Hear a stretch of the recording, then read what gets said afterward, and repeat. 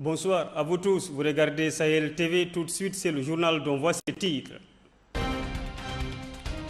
Le chef de l'État, Mohamed Ould Abdelaziz, a dit lors de ses déplacements aujourd'hui à Nouakchott que le dialogue reste ouvert dans les mêmes conditions qu'auparavant et que l'opposition a le droit d'aller partout dans le pays. L'atelier de validation du projet de document de la politique nationale qualité de la Mauritanie a démarré aujourd'hui à Nouakchott. Où en sommes-nous de l'égalité du genre? Les femmes mauritaniennes ont fait le bilan de leur parcours de l'indépendance à nos jours. D'abord, on s'excuse de ce léger retard dû à indépendant notre volonté. Merci de nous rester fidèles et bienvenue dans ce journal. Comme je vous le disais en titre, le président de la République, Mohamed Ould Abdelaziz, a souligné que le dialogue reste ouvert dans les mêmes conditions qu'auparavant et que l'opposition a le droit d'aller partout dans le pays et de faire les contacts qu'elle désire. Elle est même en retard sur ce plan et c'est pourtant son droit le plus absolu, a dit le président. Il a ajouté que la Mauritanie a relevé en temps opportun le défi lié à la répercussion de la crise. C'est ainsi que le budget de l'État n'a connu aucun déficit, ce qui a mis le pays à l'abri des répercussions négatives de la crise économique mondiale. Le chef de l'État a tenu ses propos ce matin à l'issue de la visite qu'il a effectuée au niveau de certains services publics dans les deux wilayas de Nouakchott Sud et Nord. C'est un compte rendu de Mohamed Lamine Seydi. Nous sommes toujours prêts à ouvrir les voies du dialogue avec l'opposition. C'est ce qu'a affirmé le président de la République, Mohamed Ould Abdelaziz, à l'issue de plusieurs visites effectuées ce matin dans les quartiers de Tarhil. Ces visites visaient, selon les formules consacrées, à s'informer des conditions de vie des habitants et l'avancement des travaux réalisés par plusieurs départements au profit des populations de ces quartiers. C'est ainsi que peu après son arrivée dans l'établissement scolaire numéro 6 de Toujunine, première étape de sa visite, Ould Abdelaziz a fait le tour des classes et écouté des explications données par le staff enseignant sur les équipements de l'établissement scolaire et les efforts consentis pour en rapprocher les prestations des citoyens des quartiers de Tarhil. L'occasion pour le président de la République, après avoir pris connaissance des réalités, de donner des instructions dans le sens d'améliorer la qualité de l'enseignement et pour faciliter son accès à toutes les populations afin de contribuer à un développement durable dans ces zones.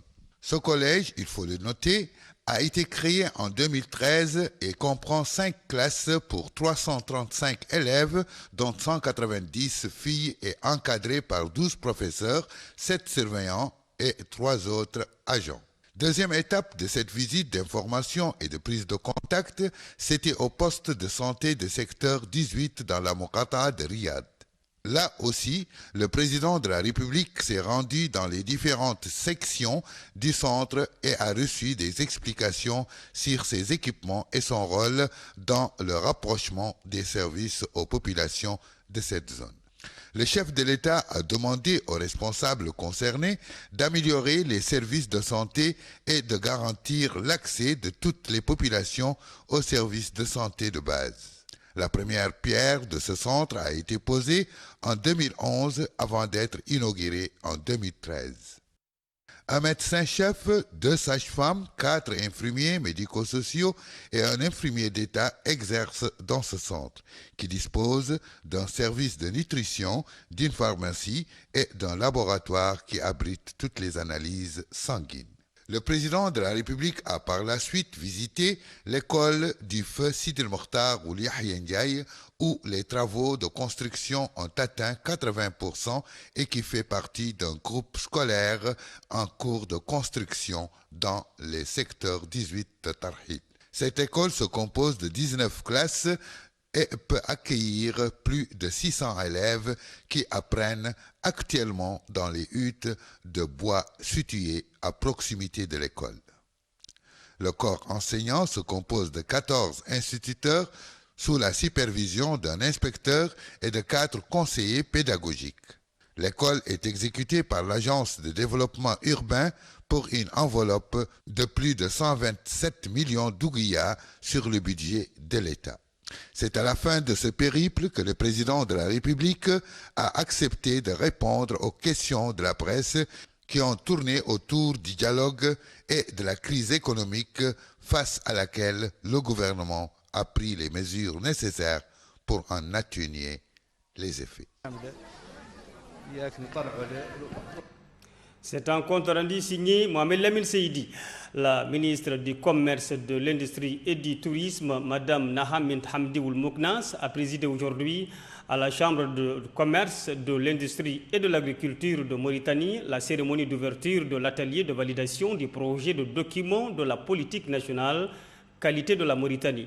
Document élaboré suite à un processus lancé le mois d'octobre dernier sur l'importance et les enjeux de la qualité pour l'amélioration des services publics et de compétitivité de l'économie. Fatimata Diachi Youssouf. La Chambre de commerce, de l'industrie et de l'agriculture de Mauritanie a abrité aujourd'hui un atelier de validation de la politique nationale de qualité de la Mauritanie. L'atelier, organisé en collaboration avec le programme Système Qualité de l'Afrique de l'Ouest, CEDEAO et la Mauritanie, financé par l'Union européenne et exécuté par l'Organisation des Nations Unies pour le développement industriel, ONIDI. Dans un mot prononcé pour la circonstance, la ministre du Commerce, de l'Industrie et du Tourisme a expliqué que notre pays s'attelle à la réalisation d'ambitieux programmes et de réformes structurelles, à la mise en place d'une infrastructure efficace, à l'amélioration du climat des affaires, à la transformation de l'économie nationale, afin d'intégrer à l'économie régionale et internationale et de répondre aux divers défis et exigences de la mondialisation pour l'amélioration de la compétitivité de nos produits, faciliter leur accès au marché, assurer la transparence et la bonne gouvernance dans tous les secteurs de la vie. Pour sa part, le chargé d'affaires à la délégation de l'Union européenne a salué cette initiative, fruit d'un long travail de coopération entre la Mauritanie et son secteur. L'Union européenne tenons à féliciter sincèrement les gouvernements mauritaniens pour la décision d'élaborer une politique nationale de la qualité. Une politique de la qualité qui doit assurer une meilleure qualité des produits nationaux et de ce fait nécessairement améliorer la compétitivité des différents secteurs productifs ainsi que la protection de la santé et de l'environnement des populations. C'est une politique qui est nécessaire. Une politique aussi qui est basée sur le respect et l'application des normes et procédures d'évaluation de la conformité qui sont internationalement reconnues. La mise en œuvre de cette politique, en harmonie avec celle des autres pays de l'Afrique de l'Ouest, les membres de la CEDEAO, va certainement contribuer à faciliter l'intégration de la Mauritanie dans le commerce régional et international, va également aider à protéger les consommateurs mauritaniens ainsi que son environnement et à promouvoir un développement économique durable. Le programme Système Qualité vise à soutenir la mise en œuvre de la politique qualité dans les pays de l'Afrique de l'Ouest et bâtir une infrastructure de la qualité efficace afin de faciliter les échanges et encourager la mise en place du marché commun ouest-africain. Cet atelier vise à fixer donc les regards et les repères pour les 15 années à venir par rapport au pilier de l'infrastructure qualité, à savoir la normalisation, la métrologie, la certification et l'accréditation, et ainsi que la promotion de la qualité bien sûr. Donc, vous savez que la Mauritanie donc, elle a mis en place un certain nombre d'arsenals juridiques à travers la loi 003-2010 organisant la normalisation et la métrologie, et puis la loi 030 organisant la métrologie, la loi 030-2010. Cet arsenal donc, a été renforcé par une capacité technique assez importante à travers donc, la mise en place du laboratoire national de métrologie qui aujourd'hui est opérationnel sur un certain nombre de grandeurs comme la masse, la pression, et la température et le volume. Et en plus bien sûr des efforts des services du Centre national de documentation des normes qui offre aujourd'hui toutes les normes internationales et qui permet aussi aux secteurs techniques de pouvoir accéder aux travaux de comité technique de normalisation au niveau international.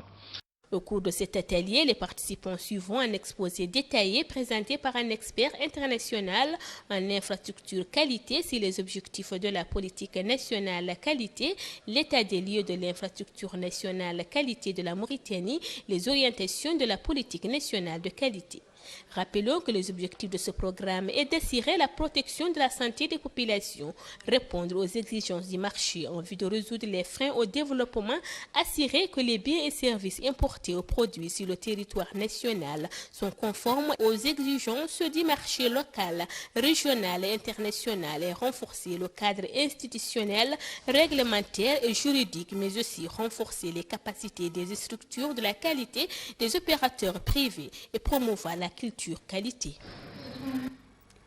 Les prix des lauréats de la 5e édition du concours de feu Yahya Ould Hamidoun ont été remis hier à Nouakchott lors d'une cérémonie qui a donné lieu à la présentation de l'historique des phases précédentes de cet important événement organisé par la commission de supervision du prix de feu Yahya Ould Hamidoun dans le domaine des mathématiques au niveau des cycles d'enseignement secondaire et supérieur.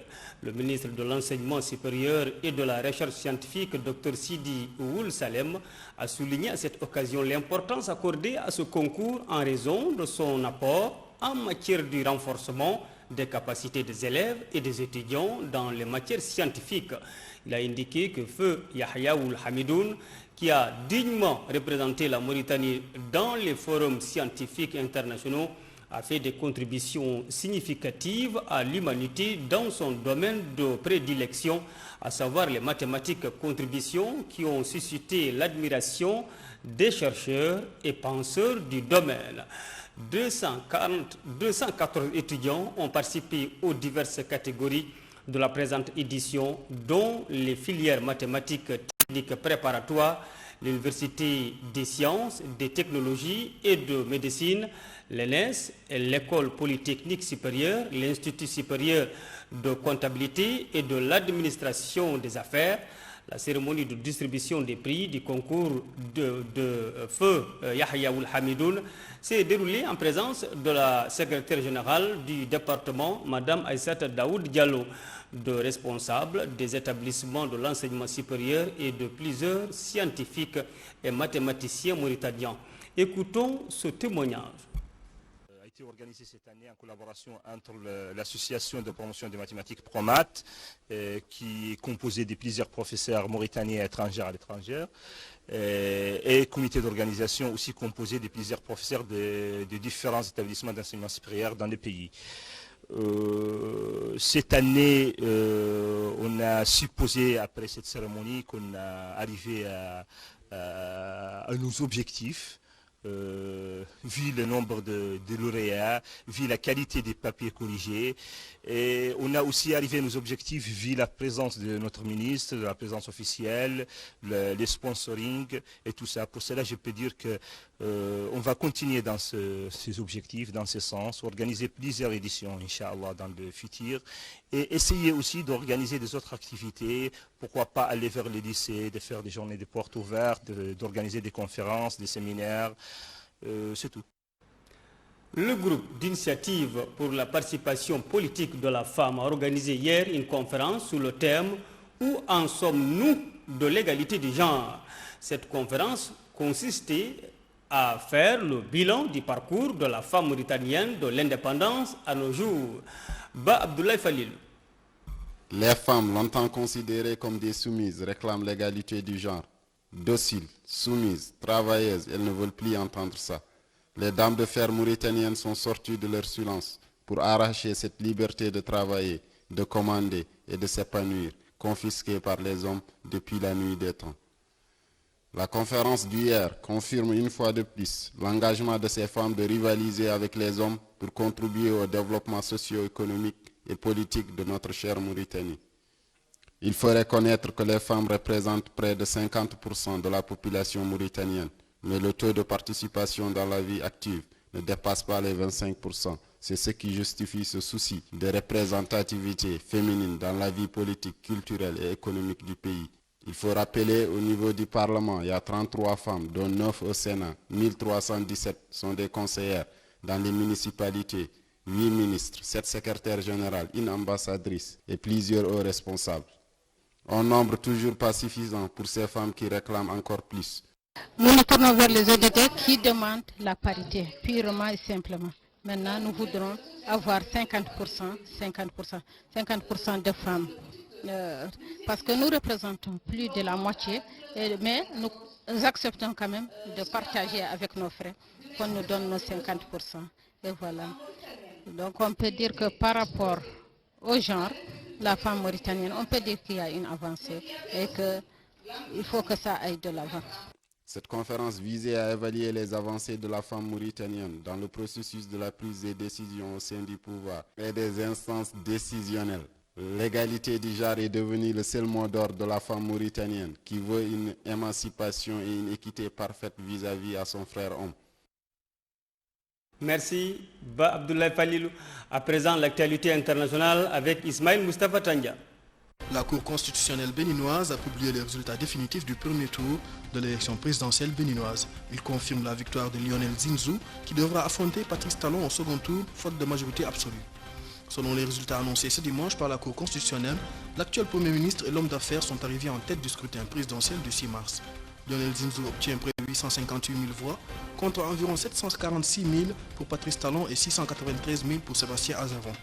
La Cour constitutionnelle dit avoir examiné tous les bureaux de vote ainsi que les documents électoraux transmis par la commission électorale. Des irrégularités commises sur tout le territoire ont été notées, mais elles n'ont pas fortement modifié les résultats déjà annoncés au lendemain du premier tour. Le second tour est fixé au 20 mars.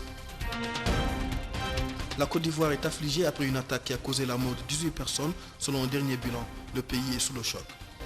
La Côte d'Ivoire observera un deuil national de 3 jours à la suite d'une attaque meurtrière dans la station balnéaire de Grand Bassam, à une quarantaine de kilomètres d'Abidjan. Un attentat qui a causé la mort de 18 personnes selon un dernier bilan. Le président ivoirien, entouré des membres du gouvernement, a confirmé que 3 assaillants avaient été abattus. Quelques heures après l'assaut, Al-Qaïda du Maghreb islamique a revendiqué la première attaque de ce type dans ce pays côtier d'Afrique de l'Ouest. Le bilan de l'attaque perpétrée dimanche dernier en Turquie est maintenant de 37 morts. 3 autres personnes ont succombé à leurs blessures, a fait savoir ce lundi le ministre turc de la Santé. Dimanche, une voiture piégée a explosé dans un centre commercial d'Ankara, la capitale. Une femme liée aux rebelles kurdes du Parti des travailleurs du Kurdistan, le PKK, serait parmi les auteurs de l'attentat, selon un responsable turc. Le président Erdogan a promis de vaincre les terroristes en guise de riposte. L'aviation turque a bombardé ce lundi les positions du PKK dans le nord de l'Irak. Le 17 février dernier déjà, un véhicule piégé avait détruit des bus qui transportaient des militaires. 29 victimes avaient été enregistrées. La Birmanie a un nouveau président, le premier élu démocratiquement après des décennies de dictature militaire. Tin Kyaw est un fidèle compagnon d'Aung San Suu Kyi. Une victoire donc pour la prix Nobel de la paix qui en vertu de la Constitution ne peut se présenter. Tin Kyaw a été élu avec 360 voix sur un total de 652 députés. Le président et le nouveau gouvernement, dont la composition devait être annoncée dans les jours qui viennent, prendront leurs fonctions le 1er avril. Aung San Suu Kyi, qui n'a pas précisé si elle serait ministre de ce gouvernement ou si elle tirerait les ficelles de l'exécutif depuis son poste de député, elle a cependant déjà prévenu qu'elle serait au-dessus du président. Henry Van Thieu, diplômé en droit et représentant de la minorité ethnique Chin, et Min Se, le candidat présenté par les militaires, deviennent vice-présidents. Ils ont respectivement obtenu 79 voix et 213 voix.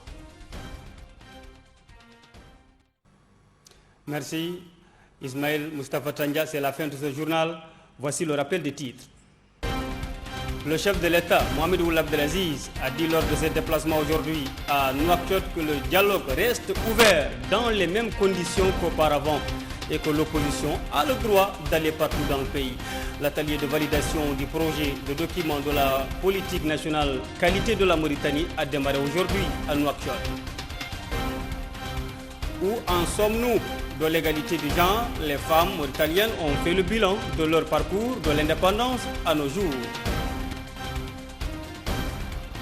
Merci de nous rester fidèles, passer des bons moments en compagnie de nos programmes. Bonsoir à toutes et à tous.